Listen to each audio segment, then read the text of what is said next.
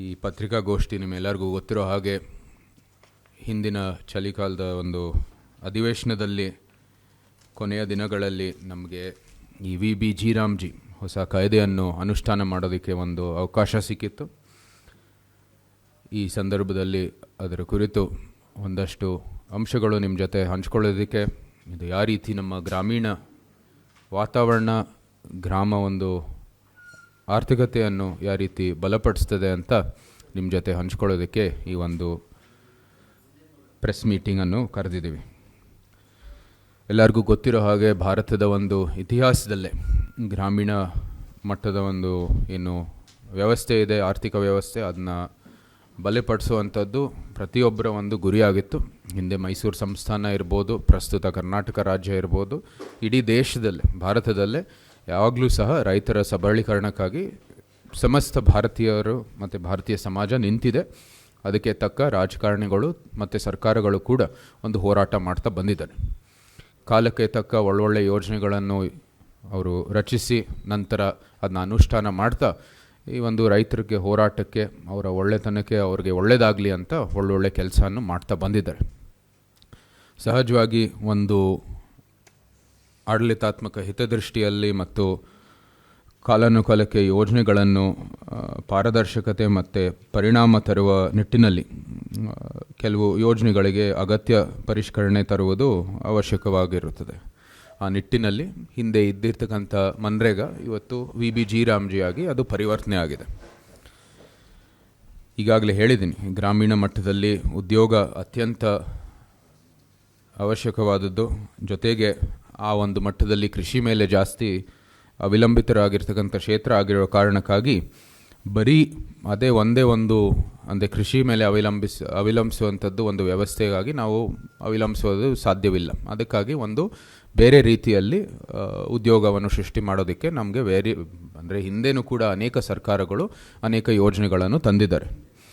ಇಲ್ಲಿ ಒಂದು ಸ್ಥಿರತೆ ಮತ್ತು ಅದರ ಪ್ರೊಡಕ್ಟಿವಿಟಿ ದೃಷ್ಟಿಯಲ್ಲಿ ಮತ್ತು ಜೀವನೋಪಾಯ ದೃಷ್ಟಿಯಲ್ಲಿ ಕೆಲವು ಕಾಯ್ದೆಗಳನ್ನು ತಂದಿದ್ದಾರೆ.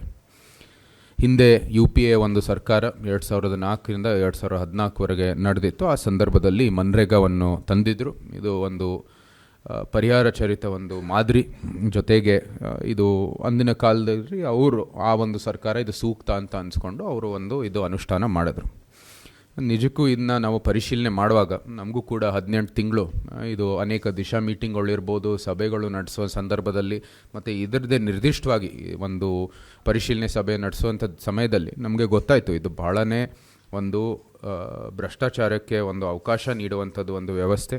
ಜೊತೆಗೆ ನಿಜವಾಗ್ಲೂ ಆಡಳಿತ ದೃಷ್ಟಿಯಲ್ಲೂ ಕೂಡ ಇದು ಯಾವುದೇ ರೀತಿಯ ಒಂದು ಮೇಲ್ವಿಚಾರಣೆಗೆ ಇದಕ್ಕೆ ಅವಕಾಶಗಳು ಇರಲೇ ಇಲ್ಲ. ಅಂದರೆ ಎಲ್ಲಿ ಡಿಮಾಂಡ್ ಇತ್ತೋ ಅಲ್ಲಿಗೆ ಕೊಡಬೇಕಾಗಿತ್ತು. ಯಾರು ಡಿಮಾಂಡ್ ಕೊಡ್ತಾ ಇದ್ದಾರೆ, ಯಾರು ಮಾಡ್ತಾ ಇದ್ದಾರೆ ಅಂತ ನಿಮಗೆ ನಿಜಕ್ಕೂ ಇದ್ರ ಬಗ್ಗೆ ಮಾಹಿತಿ ಇರಲೇ ಇಲ್ಲ. ಸೊ ಇದು ಸಾಮಾನ್ಯವಾಗಿ ಕೆಲವು ಕೊರತೆಗಳು ಇದ್ದೇ ಇತ್ತು. ಅಂದರೆ ಯಾವುದೇ ಒಂದು ಕಾಯ್ದೆ, ಯಾವುದೇ ಒಂದು ಕೆಲಸ, ಯಾವುದೇ ಒಂದು ಸರ್ಕಾರಿ ಒಂದು ಯೋಜನೆ, ಯಾವುದೋ ಒಂದು ಶಾಶ್ವತವಾದಂಥ ಸಂಪತ್ತನ್ನು ಸೃಷ್ಟಿ ಮಾಡಬೇಕಾಗಿದೆ. ಇದು ಅರ್ಥಶಾಸ್ತ್ರದ ಒಂದು ಆದರ್ಶ. ಇದು ಇವತ್ತು ನಾವು ಪ್ರೆಸ್ ಭವನಲ್ಲಿದ್ದೀವಿ.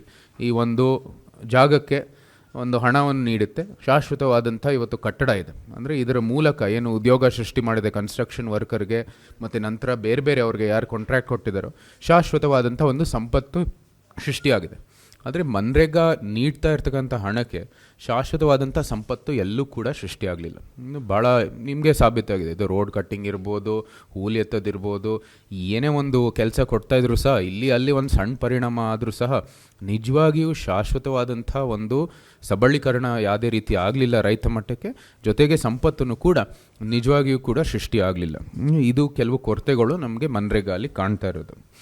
ಅದಾದ ನಂತರ ಈಗ 2025ರಲ್ಲಿ ಈ ಒಂದು ವಿ ಜಿ ರಾಮ್ಜಿ ಅಂದರೆ ವಿಕಸಿತ್ ಭಾರತ, ನಮ್ಮ ಪ್ರಧಾನಮಂತ್ರಿ ಅವರ ದೃಷ್ಟಿ, ಇದು ನಮ್ಮ ಎಲ್ಲರ ದೃಷ್ಟಿ ಆಗಿರ್ತಕ್ಕಂಥದ್ದು. ಅಂದರೆ ಭಾರತದ ಸಮಗ್ರ ಸಂಪೂರ್ಣ ಆರ್ಥಿಕ ಅಭಿವೃದ್ಧಿಗಾಗಿ ನಾವೆಲ್ಲರೂ ಮುಂದುವರಿಬೇಕಾಗಿದೆ. ಭಾರತ ಇವಾಗ ಒಂದು ಒಳ್ಳೆ ಸ್ವದೇಶಿ ದೃಷ್ಟಿಯಲ್ಲಿ ಹೋರಾಟ ಮಾಡಿ ಒಂದು ಒಳ್ಳೆ ಆರ್ಥಿಕ ವ್ಯವಸ್ಥೆಯನ್ನು ಸೃಷ್ಟಿ ಮಾಡಬೇಕು ಅಂತ ಗುರಿ ಇಟ್ಟಿದ್ದಾರೆ.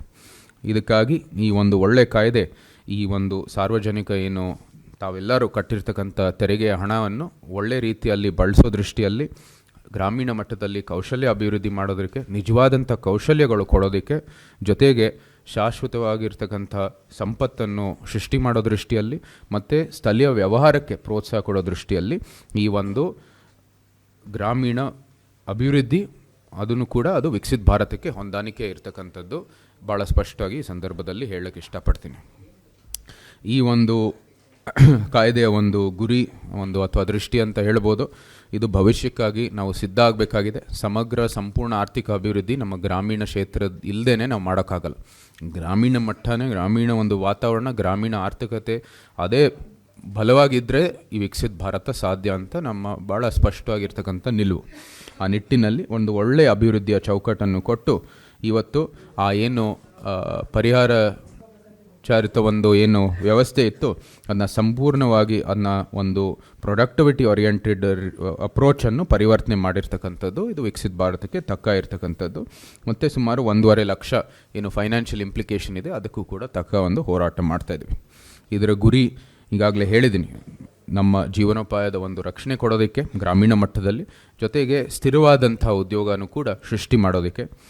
ಇದು ಏನು ಸಂಪೂರ್ಣವಾಗಿ ಭ್ರಷ್ಟಾಚಾರವನ್ನು ನಿರ್ಮೂಲನೆ ಮಾಡುವಂಥ ದೃಷ್ಟಿಯಲ್ಲಿ ಕೆಲಸ ಮಾಡುತ್ತೆ. ಜೊತೆಗೆ ಪಾರದರ್ಶಕವಾಗಿ, ಯಾಕಂದರೆ ಇದು AI ಮತ್ತು ಅನೇಕ ತಂತ್ರಜ್ಞಾನ ಬೆಂಬಲಿತವಾದಂಥ ಒಂದು ಒಳ್ಳೆಯ ಕಾಯ್ದೆ ಇದು.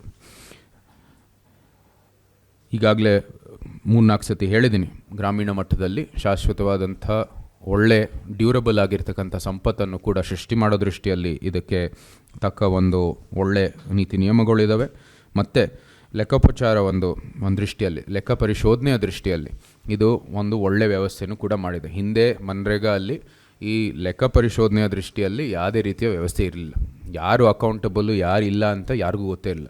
ಮತ್ತು ರಾಜ್ಯಗಳ ಒಂದು ಲೆಕ್ಕ ಪರಿಶೋಧನೆ ದೃಷ್ಟಿಯಲ್ಲಿ ಸಂಪೂರ್ಣವಾಗಿ ಇದು ವೀಕ್ ಆಗಿರ್ತಕ್ಕಂಥದ್ದು ಒಂದು ಕಾಯ್ದೆ. ಅದಕ್ಕೂ ಕೂಡ ತಕ್ಕ ಇವತ್ತು ಒಂದು ವ್ಯವಸ್ಥೆ ಮಾಡಿದೆ. ಮತ್ತು ಗ್ರಾಮೀಣ ಮಟ್ಟ ರಾಷ್ಟ್ರೀಯ ಒಂದು ಏನು ಪ್ಲ್ಯಾನಿಂಗ್ ಇದೆ ಅದಕ್ಕೆ ಹೊಂದಾಣಿಕೆ ಮಾಡುವಂಥದ್ದು ಒಂದು ಒಳ್ಳೆ ಕಾಯ್ದೆ ಇದು. ಮತ್ತು ರಾಷ್ಟ್ರೀಯ ಒಂದು ಆಕಾಂಕ್ಷೆನೂ ಕೂಡ ಗ್ರಾಮೀಣ ಆಕಾಂಕ್ಷೆಗೆ ತಕ್ಕ ಮಾಡುವಂಥದ್ದು ಕೆಲಸ ಆಗುತ್ತೆ ಇದರಲ್ಲಿ. ಅಂದರೆ ಗ್ರಾಮೀಣ ಮಟ್ಟ ಅಲ್ಲಿ ನೀವು ವ್ಯವಸ್ಥೆ ಮಾಡುವಾಗ ಗ್ರಾಮ ಪಂಚಾಯತಿಗಳು, ನಗರಸಭೆಗಳು, ಪಟ್ಟಣ ಪಂಚಾಯತಿಗಳು ಅವರು ತಮ್ಮ ಹೋರಾಟ ಮತ್ತು ಇದಕ್ಕೆ ಸಂಬಂಧಪಟ್ಟಿರುವಂಥ ಚೌಕಟ್ಟು ರೂಪಿಸುವಾಗ ಅವರು ರಾಷ್ಟ್ರೀಯ ಒಂದು ಆಕಾಂಕ್ಷೆ ಮೇರೆಗೆ ಅವರು ಕೆಲಸವನ್ನು ಮಾಡ್ತಾರೆ. ರಾಷ್ಟ್ರೀಯ ಮಟ್ಟದಲ್ಲಿ ನಾವು ಕೆಲಸ ಮಾಡುವಾಗ ನಾವು ಗ್ರಾಮೀಣ ಮಟ್ಟದ ಒಂದು ಆಲೋಚನೆ ತೊಗೊಂಡು, ಅವರ ಆಕಾಂಕ್ಷೆ ತೊಗೊಂಡು ನಾವು ಕೂಡ ಕೆಲಸವನ್ನು ಮಾಡೋದಕ್ಕೆ ಈ ಕಾಯ್ದೆ ಒಂದು ತಕ್ಕ ಒಂದು ಒಳ್ಳೆ ವ್ಯವಸ್ಥೆ ಮಾಡಿದೆ. ಇದು ನಿಜವಾಗಿಯೂ ಕೂಡ ಎಲ್ಲರಿಗೂ ಲಾಭ ಆಗುವಂಥದ್ದು. ಒಂದು ಗ್ರಾಮೀಣ ಮಟ್ಟದಿಂದ ಪಟ್ಟಣಕ್ಕೆ, ನಗರಕ್ಕೆ ಮತ್ತು ನಂತರ ರಾಜ್ಯ ಮಟ್ಟದಲ್ಲೂ ಕೂಡ ಇದು ಸಂಪೂರ್ಣವಾಗಿ ಒಂದು ಕ್ರಾಂತಿ ತರುವಂಥದ್ದು ಒಂದು ಒಳ್ಳೆ ಕಾಯ್ದೆ ಇದು. ಈಗಾಗಲೇ ನಮ್ಮ ವಿಕಸಿತ್ ಭಾರತ್ ಜಿ ಇದು ಯಾಕೆ ಬೇಕು ಅಂತ ಒಂದಷ್ಟು ಅಂಶಗಳು ನಿಮ್ಮ ಮುಂದೆ ಇಡಲಿಕ್ಕೆ ಇಷ್ಟಪಡ್ತೀನಿ. ಹಿಂದೆ ಮನ್ರೇಗಾ ಅಲ್ಲಿ ನಾನು ಆಗಲೇ ಹೇಳಿದ್ದೀನಿ, ಇದು ಕೆಲವು ಹಗರಣಕ್ಕೆ ಕಾರಣಗಳಾಗಿತ್ತು. ಸುಮಾರು 11 ಲಕ್ಷ ಅಕ್ರಮಗಳು ಇದರಲ್ಲಿ ನಮಗೆ ಕಾಣ್ತಾ ಇತ್ತು. 300 ಕೋಟಿಯಷ್ಟು ಸ್ಕ್ಯಾಮ್ಗಳು ಕೂಡ ಇದರಲ್ಲಿ ಅಧಿಕೃತವಾಗಿ ಗೊತ್ತಾಗಿತ್ತು. ಎಷ್ಟು ನಿಜಕ್ಕೂ ನಮಗೆ ಅಸಮಾನವಾದ ದೃಷ್ಟಿಯಲ್ಲಿ ಇದು ಬಲಿಕೆ ಆಗ್ತಾ ಇರೋ ಕಾರಣಕ್ಕಾಗಿ ಒಂದು ಡಿಸ್ಟ್ರಿಕ್ಟಲ್ಲಿ ಎಷ್ಟೋ ಲಕ್ಷಾಂತರ ರೂಪಾಯಿ ಅದು ಖರ್ಚಾಗ್ತಾ ಇತ್ತು. ಇನ್ನೊಂದು ಡಿಸ್ಟ್ರಿಕ್ಟಲ್ಲಿ ಕೆಲವು ಸಾವಿರ ರೂಪಾಯಿ, ಕೆಲವು ಕಡೆ ಒಂದು 10 ಕೋಟಿ 15 ಕೋಟಿ, ಇಲ್ಲಿ ಬರೀ ಲಕ್ಷ ಲೆಕ್ಕ ಆಗ್ತಾಯಿತ್ತು.